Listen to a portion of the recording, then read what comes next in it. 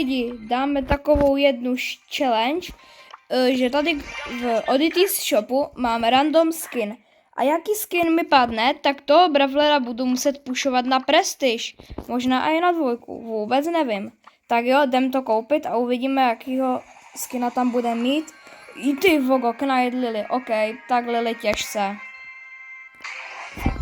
Tak jo, nejdřív si to ještě pořádně vyupgradit. Tak, jdu si pořádně vyupgradit, já ji mám někde tady níž trošičku. OK, tak mám to tak, a tyjo, upgrade. OK, teď si mám koupit Star Powerku. Už jsem od někoho slyšel, že prý lepší je tahle, takže tahle. A OK, jdem si z Lily zahrát jedno kolo, aby jsme věděli, jak se s ní hraje, no.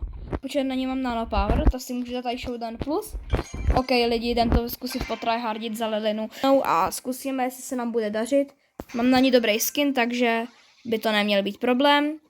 Super damage, určitě to, jakoby, nevím tohle, co si tam, já se vůbec nevyznám, ale tak to je jedno. Teď jdem zkusit vyhrát hru. Ha, ty vogo, pojď. Sorry za můj skill za Lilinu, ještě za ní moc neumím. Ale já jsem... Au. Ej, nerašuj mě, Charlie. Se chceš, že já tě zabiju jednou? Kde je to Charlie? Kaj pak jí máme? Tady pak jí máme. Ty vole, dobře, ta Lily je broken. Ty vole. Tak jo, máme druhé místo.